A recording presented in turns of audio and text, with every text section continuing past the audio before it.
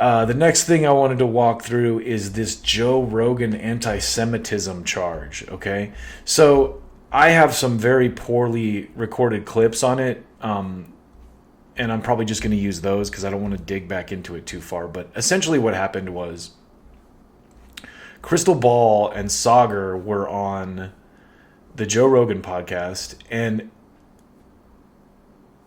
they were defending Ilhan Omar, literally. So just to back up a little bit, what happened was Ilhan Omar a few years ago said it's all about the Benjamins when she was speaking about the Israel lobby's control of Congress. And they tried to call her an anti-Semite for saying that, you know, it's all about money because the Israel lobby has control of both parties through money. But the same can be said for the Saudi lobby, for example, you know, and no one will call you anti-Arab for questioning the Saudi lobby. So what I said was that in regards to this,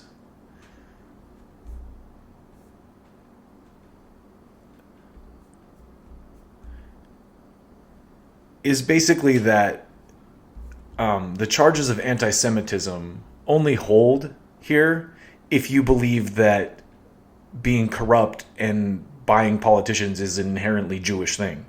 Because that's the only way you can be upset about calling that out with Jewish people when it's been called out by lots of other... I mean, the Koch brothers by influence, you know, and no one gets called racist against old white men for calling that out, you know. But as soon as you criticize the Israel lobby, the anti-Semitism charges come out.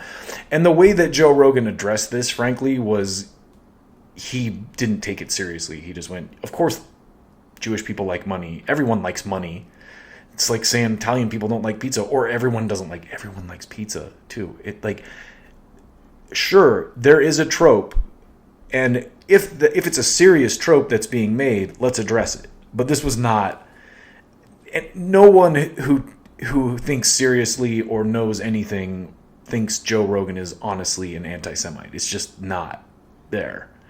And so what I said too is I think that the real crime here and what set off the anti-Semitism stuff was the stuff they said before it about Adam Schiff.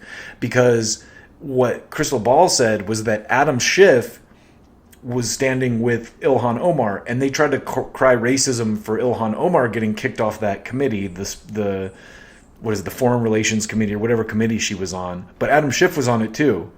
And they kicked him off, but he's not, you know, no one's crying racism about Adam Schiff. And I'm pretty sure he's Jewish.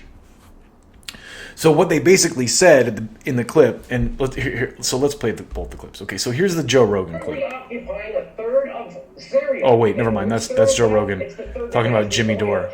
Okay, so wrong clip. That's like a tiny chance. Okay, so here's the clip. Between Russian officials and Ukrainian representatives, there were talks that were happening. And reportedly, they were kind of working out an outline. There were still very difficult sticking points, you know, based on the reporting that's available in all of this. See, we do not want... This is building up... Okay, never mind. That's a wrong clip. Wrong clip. Okay, here's the clip. He is endorsing Adam Schiff for California. Okay, listen to this. Endorsing Adam Schiff for California Senate.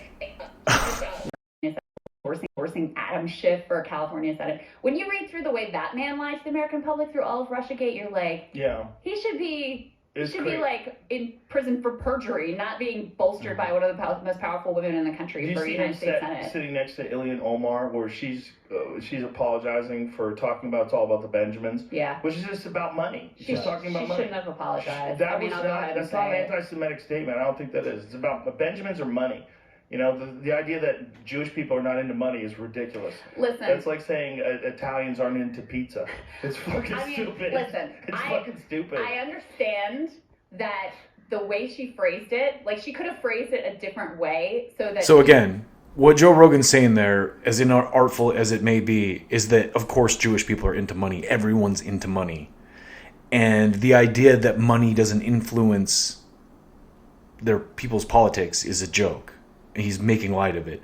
And so what these people did was try to make it about anti-Semitism, when I think what the real problem was, the representative who called it out, was probably kissing Adam Schiff's ass, because he knows that Adam Schiff's next in line to be speaker as far as the Democrats are concerned. And this is my personal conspiracy theory. I have no proof to back this up. But it's how politics work. You kiss the ring. So this guy's doing the dirty work for Adam Schiff, who was like, hey, they can't be saying that. Did you hear what Crystal Ball said about Adam Schiff? He lied through Russiagate, and Nancy Pelosi's trying to make him the next speaker. So these anti-Semitism claims are very unserious. And like I said, to believe that what they're talking about here was anti-Semitic in nature, you would have to believe that buying influence in politics is an inherently Jewish thing, because everyone does it.